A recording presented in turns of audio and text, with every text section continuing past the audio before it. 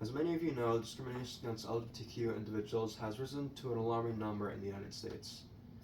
Many of us hear it through the news, some of us hear it through friends, and even family who may have been harmed simply for who they are. I know that personally, I have heard enough. I believe that we must take action before things get worse.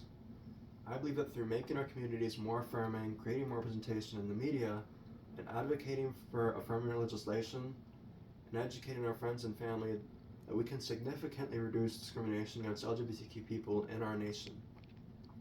And while I may not have had any personal experiences with this kind of discrimination, I have had many friends tell me stories of people being rude to them simply for their sexuality or their gender identity. One sad but common theme is that their parents seem to be the main perpetrators of discrimination. Many of my friends have told me stories of them coming out and their family treating them differently, usually beginning to act as if their child is less than human. And to me that is heartbreaking that their parents are so unwilling to accept their identity that they are willing to send them to horrible places such as conversion camps or therapies, all for something they can't control. This has caused my friends to struggle immensely with their mental health in ways that are unfortunately very common among the community, such as suicidal thoughts. And in a survey by the Trevor Project, 45% of LGBTQ youth have considered suicide. And I think that is truly horrifying to think that we have allowed a world like this to exist. A world where children think their only way out of this pain is death. It is even worse to realize that these children may be receiving the hate from their own families. According to a 2018 report by the Human Rights Campaign, 67% of these youth reported that they heard their families speaking ill of the community that they belong to. And I believe these two things correlate heavily. After all, children are heavily impressionable, especially by their parents. I believe that this hatred they'll see from their parents will contribute to their view of themselves. And for some, this can cause them to suppress their identity. For others, they may consider drastic solutions, such as suicide, because their uneducated parents refuse to accept them or people like them. According to the same 2022 survey, 19% of LGBTQ youth have attempted suicide due to the discrimination they experienced. That number will likely only increase as bills that enable discrimination continue to pass. As of right now, the ACLU has found 469 anti-LGBTQ bills as I wrote this speech, and 40 of them already passed. These bills mainly target youth and will worsen the feelings of unsafety, which is 70% of LGBTQ students among them. Feelings like this can not only lead to poor mental health, but can also cause bad grades and even make students drop out. An example of this would be in 2018 when 18% of intersex students in Australia were dropping out of secondary school. This is not due to some sort of intellectual issue or even the difficulty of the work given, but is likely due to lack of acceptance from their teachers and their peers. They may feel rejected by society due to bullying or feel too overwhelmed by this hatred to work as hard as they can in school.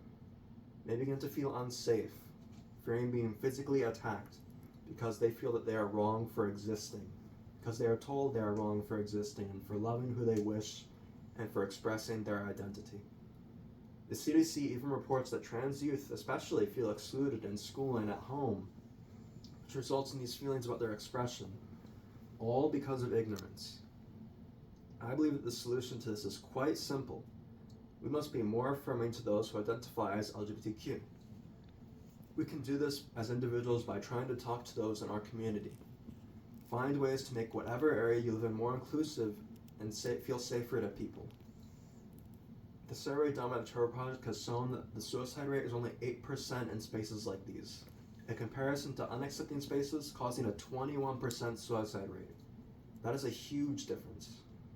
I believe that we can make our communities and eventually those cities these spaces by educating those closest to us.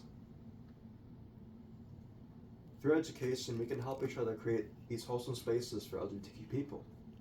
There are numerous ways we can do this, such as representation, legislation, and just talking to people around us.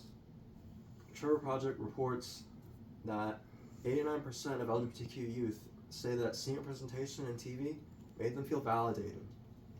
This is extremely important, and I believe that we can increase this number with our own skills.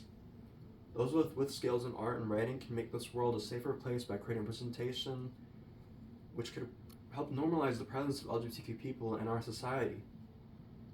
However, there are those that are trying to eradicate this presence in the media and in real life. They exist within our own government, and it is terrifying.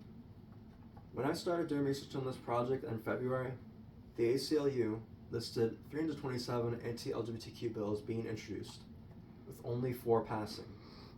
It is now May, and unfortunately that number has increased by 30.6%, reaching 471 bills, with 45 having been passed into law. These bills are horrifying and seek to destroy the community and further divide our society, making these innocent people seem dangerous, all just because they want to love who they want and be themselves. Personally, I will not allow this to continue. I believe that we can all do something to lower the hate crime rate of 15.9% and 3.2% according to justice.gov, and to prevent more damaging bills from passing. I've been told my whole life to be kind to others. It is how my parents raised me, and I know despite their actions it is how some of these bigots were raised as well. I believe that if we can educate our communities on gender identity and sexuality, on its history, we can soften the heart of these people who are filled with such hatred.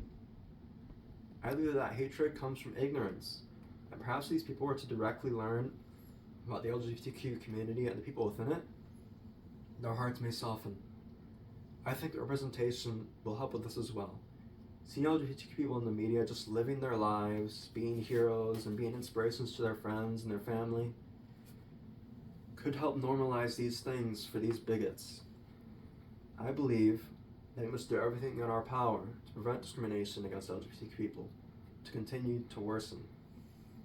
And we can do this by making our communities more affirming through advocating for better legislation, better representation, and being kinder to those that we may not understand. Thank you.